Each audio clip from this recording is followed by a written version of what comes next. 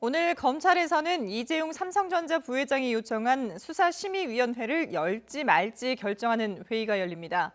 구속 위기를 넘긴 이 부회장과 구속에 실패한 검찰이 각각 30쪽 분량의 의견서를 제출했는데 심의위원회가 어떤 결정을 내릴지 관심입니다. 취재기자 연결해서 자세히 알아보겠습니다. 박기환 기자. 네, 서울중앙지검입니다. 예. 이재용 부회장의 수사심의위원회 개최 여부가 오늘 일반 시민들로 구성된 위원회에서 결정이 되는 거죠? 네, 그렇습니다. 오늘 서울중앙지검에서는 검찰심의위원회 산하 부의심의위원회가 열립니다. 이재용 부회장 사건을 수사심의위원회에 넘길지 결정하는 회의입니다. 회의는 아직 시작되지 않은 것으로 전해졌습니다. 보안을 이유로 현재 회의에 참석하는 위원 명단이나 회의 시각 등은 공개되지 않고 있는 건데요. 다만 검찰 관계자는 위원들의 식사 등 노출을 최소화하기 위해서 오후에 회의가 시작되는 것으로 안다고 설명했습니다. 오늘 회의엔 검찰시민위원 150명 가운데 무작위 추첨을 통해 선정된 15명이 참석합니다. 이 가운데 표결을 위한 성원인 10명 이상이 참석해야 예정대로 회의가 진행됩니다. 오늘 회의 안건은 이재용 부회장 등에 대한 수사심의위원회 소집 여부입니다. 위원들 간 토론을 거친 뒤 과반수가 소집이 필요하다고 의결하면 윤석열 검찰총장은 수사심의위 소집 절차에 착수해야 합니다.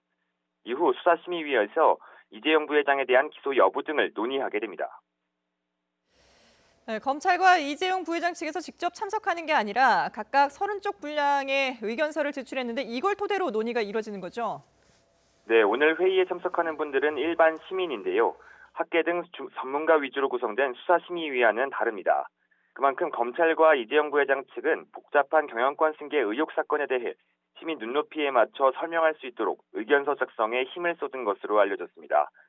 먼저 검찰은 기소의 불가피성과 함께 수사심의위 논의 자체도 불필요하다는 점을 의견서에 담았습니다. 이번 수사가 공정하게 진행돼 왔다며 이 부회장 측이 제기하는 문제나 수사심의위 소집이 필요한 이유는 근거가 희박하다고 주장한 것으로 알려졌습니다.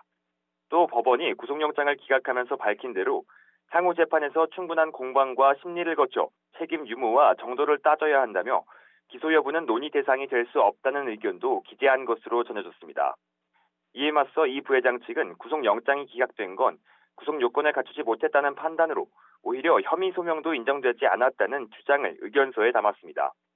이번 사건에 대한 국민적 관심을 반영하고 인권 보장 차원에서도 반드시 수사심의위 검토를 받아야 한다고 호소한 것으로 전해졌습니다. 양측이 제출한 의견서는 모두 30쪽 분량으로 오늘 회의에선 김종중 전 사장과 삼성물산의 심의위 소집 여부도 함께 논의됩니다. 이 부회장과 함께 구속영장에 청구됐던 최지성 전 부회장은 김 전 사장과 같은 혐의를 받는 만큼 김 전 사장에 대해서만 심의를 요청한 것으로 전해졌습니다. 세 가지 의견서를 모두 검토해 수사심의 소집 여부를 결정해야 하는 만큼 회의 결과는 오후 늦게나 나올 전망입니다. YTN 박기환입니다.